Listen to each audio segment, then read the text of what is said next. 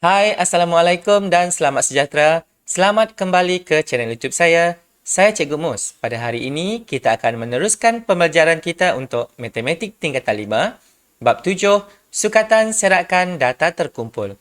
Jangan lupa like, share dan subscribe kerana subscribe itu adalah percuma. Kita teruskan dengan pembelajaran kita pada hari ini.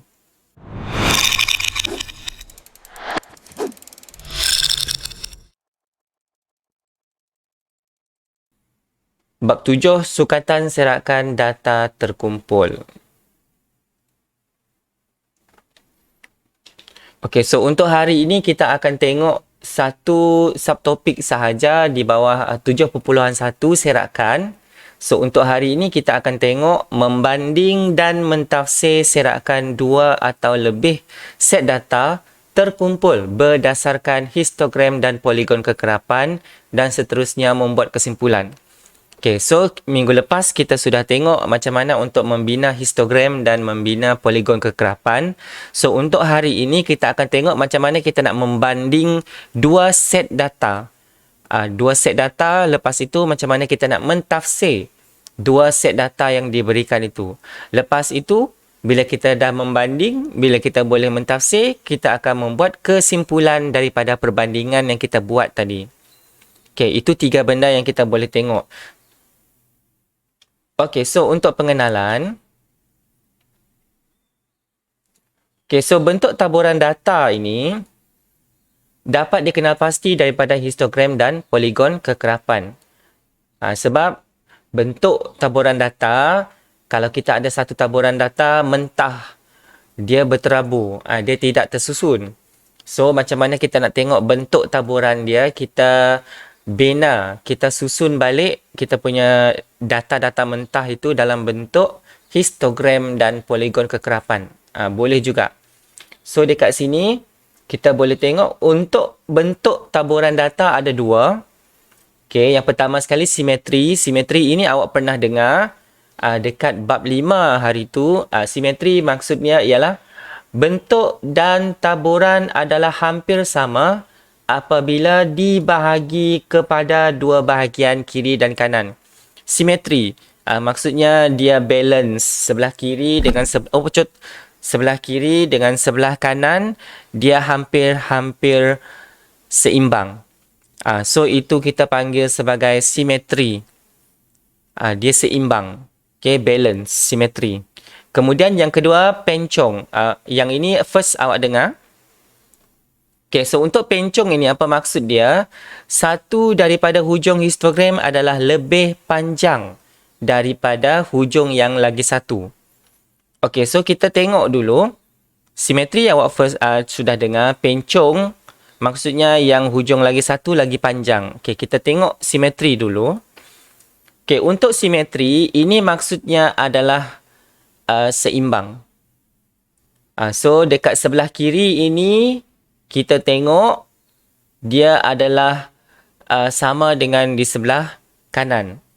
So untuk yang ini juga dia boleh dipanggil sebagai bentuk loceng. Okay, mana saya punya pen? Okay. Simetri dia ini adalah dia punya garis simetri dekat tengah ini. Dekat sebelah kiri ini, ini adalah sebelah kiri dan ini adalah sebelah kanan. Dia balance. Dia seimbang. So ini kita punya paksi simetri. Pernah dengar? Pernah dekat bab 5 hari tu. Okay, so ini adalah bentuk loceng. Okay, kalau dia macam ini, dia dipanggil bentuk loceng. Dari mana dapat bentuk loceng? Awak tengok dia punya ini. Dia macam, kalau awak ada tengok gambar kan. Bentuk dia sama macam bentuk loceng. Okay, kan kalau ada gambar emoji dekat YouTube kan awak selalu nampak. Okay, klik the bell icon, orang cakap. Okay, bentuk dia macam bentuk loceng. Kan? Okay, ini bentuk loceng. Itu bentuk untuk histogram simetri yang pertama. Yang kedua ialah seragam. Okay, kenapa dia dipanggil seragam? Sebab awak tengok puncak dia hampir sama. Okay, ini puncak histogram awak, puncak bar histogram. Yang ini puncak dia hampir sama. So bila dia hampir sama macam itu, Ini adalah untuk seragam. Okay, ingat dua ini sebab nanti ada soalan, ada aktiviti. So, untuk simetri ada dua. Yang pertama ialah loceng dan yang kedua ialah seragam. Itu untuk simetri. Kalau loceng sedang tengok graf dia macam loceng. Kalau seragam sedang tengok puncak dia hampir sama. Okay, itu adalah untuk simetri. Okay, kita tengok pula macam mana yang dimaksudkan dengan pencong. Uish, ada bunyi. Okay, untuk pencong, kalau awak tengok dekat sini, maksud dia tadi sebelah yang lagi satu adalah lagi panjang daripada yang lagi satu. Okay, ini yang dimaksudkan sebelah yang lagi panjang. So, kalau dia pencong ke kiri, maksudnya kawasan yang panjang adalah kawasan sebelah kiri. Okay, macam mana awak nak ingat, awak tengok tangan awak genggam, kuku menghadap muka awak, ibu jari awak di sebelah kiri, so dia panjang sebelah kiri, so itu adalah pencong ke kiri. So ini adalah awak anggap sebagai ini ibu jari awak, kemudian ini adalah tangan awak. Oh, buruknya. So tapak tangan awak, kuku menghadap muka, ibu jari sebelah kiri. So, itu pencong ke kiri. Okay, kawasan panjang dia dekat sebelah kiri. Kemudian, untuk pencong ke kanan pula, kawasan panjang dia dekat sebelah kanan. So, ini adalah kawasan panjang dia. So, untuk pencong ke kanan, tangan kanan, awak genggamkan, kuku menghadap muka awak, ibu jari sebelah kanan. So, dia tunjuk sebelah sini kan, ibu jari awak tunjuk sebelah sini. Okay. Oh, buruknya. So, ini adalah pencong ke kanan. Okay, mana pen? Ini ibu jari awak. Dia genggam macam ini. Ibu jari. So, ini kita panggil pencong ke kanan. So, untuk histogram pencong ini pun ada dua juga. Yang pertama, pencong ke kiri. Dan yang kedua, pencong ke kanan. Kalau kiri ini maksudnya kawasan yang panjang dia sebelah kiri. Kalau kanan maksudnya kawasan yang panjang sebelah kanan. Dua jari macam ini. Okey, kalau tidak ada, kita next. Okey, so untuk soalan ini, rajah di bawah menunjukkan dua histogram bagi mewakili masa yang diambil oleh 25 orang perenang dalam dua acara yang berbeza. Okey, yang pertama ini adalah untuk gaya kuat lentang dan yang bawah ini adalah untuk gaya bebas. So, nyatakan bentuk taburan histogram bagi kedua-dua acara tersebut. Okey, untuk aktiviti ini. Bentuk taburan histogram bagi 100 meter gaya bebas ialah? Okey, jawapan yang betul ialah B.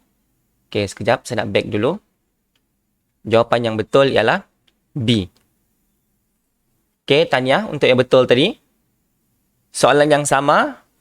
Okey, untuk yang ini pula adalah bentuk histogram bagi acara kuak lentang. Yang ini adalah kuak lentang. So, A, loceng dan B, seragam. Okey, ini adalah kuak lentang. Boleh cuba jawab. So, jawapan yang betul ialah A. So, jawapan yang betul ialah bentuk loceng. Macam yang saya explain tadi, kalau bentuk loceng senang saja untuk tengok. Awak tengok dia punya puncak ini. So, kalau puncak dia macam ini, macam bentuk loceng, macam gunung.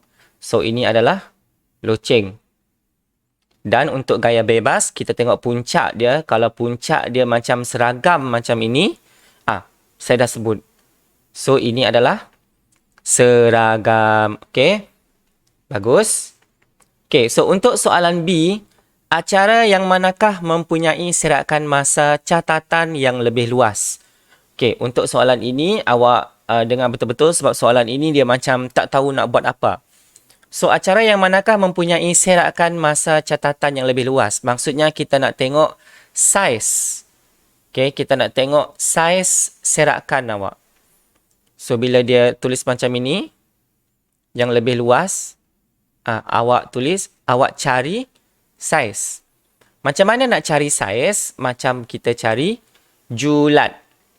Okey, saya serakan masa 100 meter gaya kuat lentang. Okey, bila soalan histogram macam ini, kita perlu hati-hati.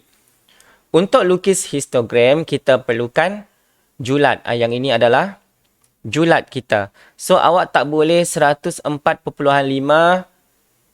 terus tolak 69.5. Awak tak boleh buat macam itu. Sebab untuk histogram ini, kita perlukan dia punya titik tengah. So, awak cari dulu titik tengah. Okey, awak cari dulu titik tengah. So, dekat sini titik tengahnya ialah 99.5 tambah 104.5 bahagi 2. Awak dapatlah titik tengah dekat sini. Okey, awak akan dapat 102. Kemudian tolak yang dekat belakang ini. Awak akan dapat 72. Okay, so untuk histogram, awak tak boleh terus tolak nilai terbesar, tolak nilai terkecil. Tak boleh. Untuk cari julat, untuk cari saiz, kita perlu tolakkan dia punya titik tengah. Nilai terbesar, tolak titik tengah, nilai terkecil. So, untuk cari titik tengah adalah sempadan atas tambah sempadan bawah bahagi 2. Tambah saja bahagi 2. So, yang atas ini awak dapat 102. Okey, nilai terbesar, titik tengahnya awak dapat 102. Dan nilai terkecil awak dapat titik tengahnya 72. So, bila tolak, kita dapat 30 saat.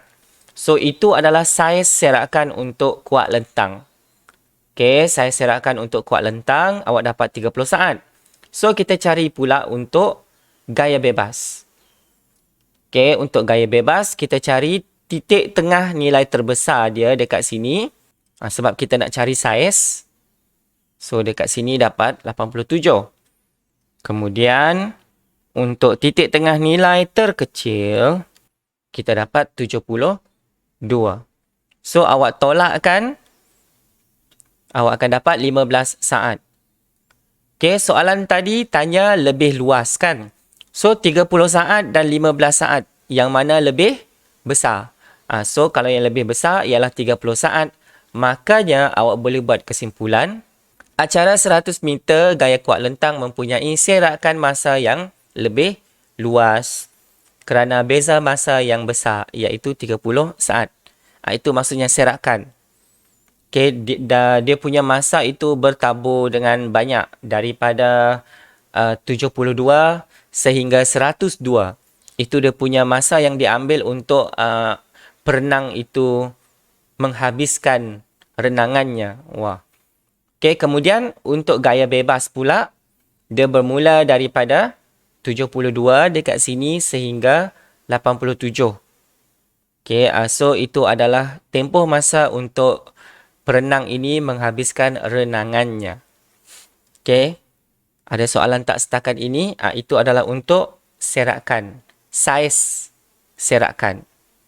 So, okay. Untuk yang ini, ada aktiviti sikit. Rajah di bawah menunjukkan 2 histogram bagi mewakili soalan yang sama.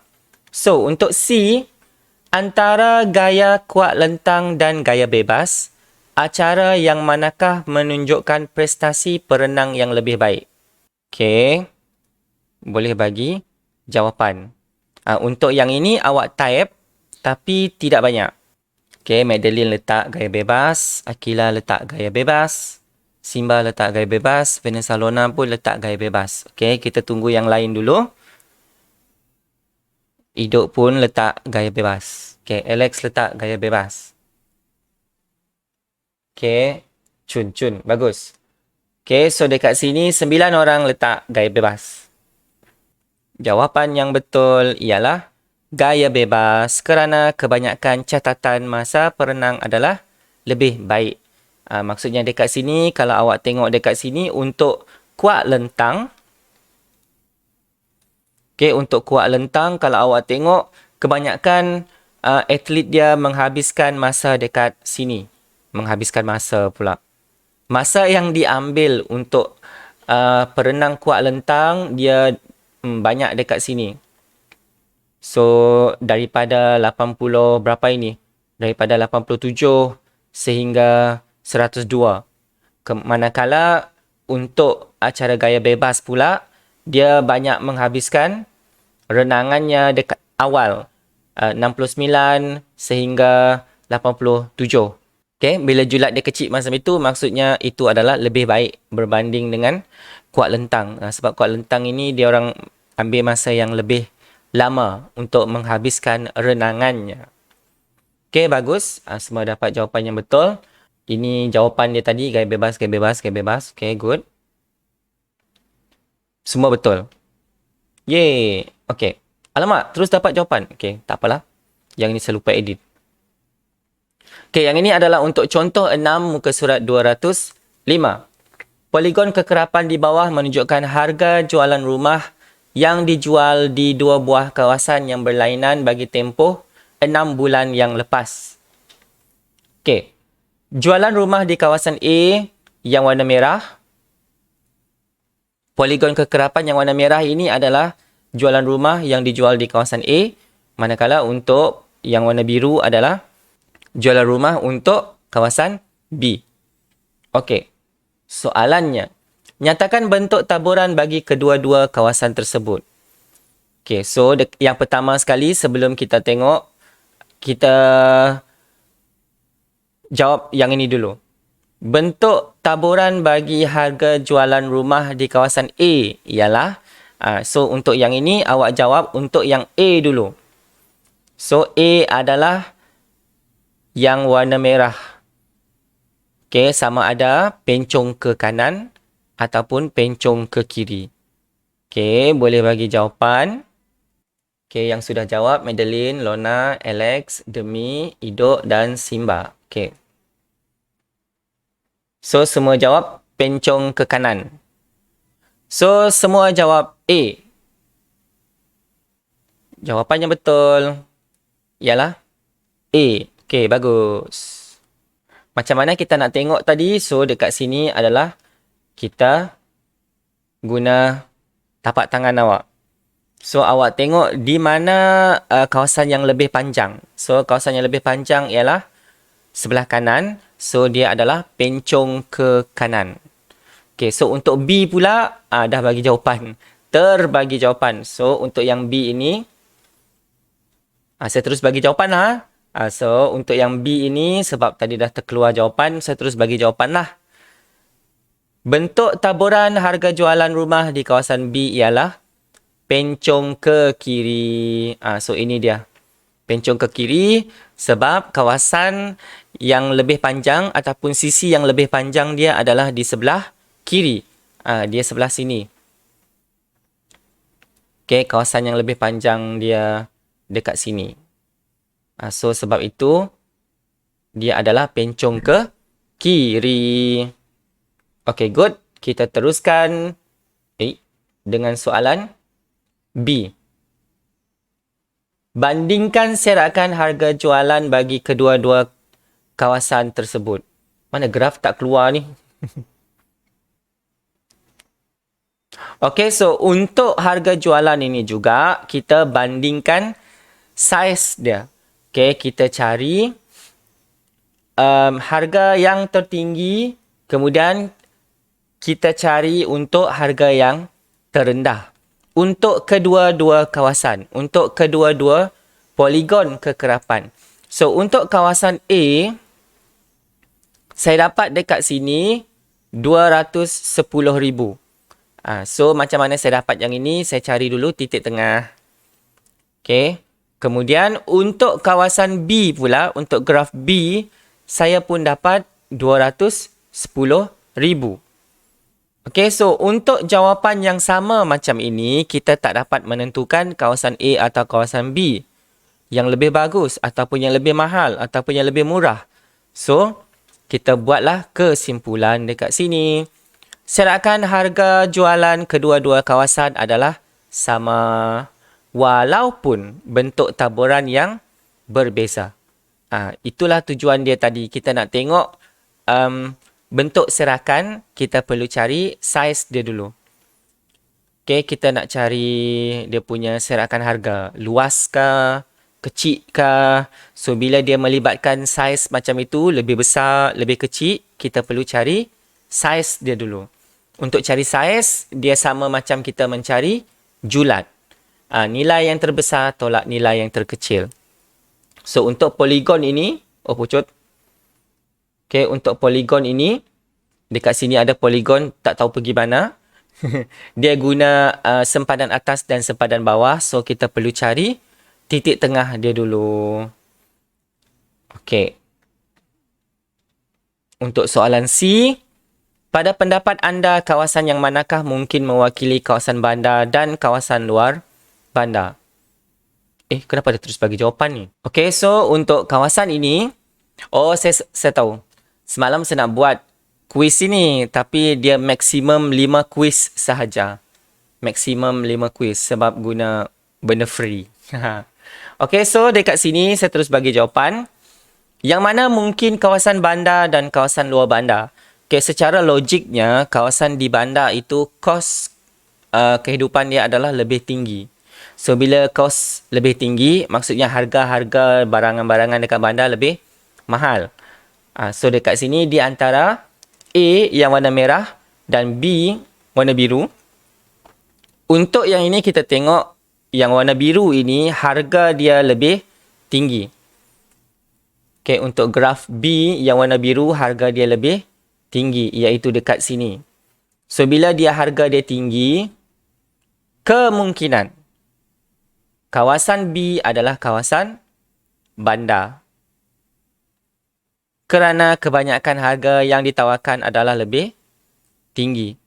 Manakala untuk kawasan A pula, kita tengok harga yang ditawarkan dekat sini dia rendah. Lebih rendah berbanding kawasan B. So, bila harga dia lebih rendah macam ini, kemungkinan kawasan A ialah kawasan luar bandar. Kerana kawasan ini dia lebih rendah. Kemungkinan dia tak semestinya macam itu.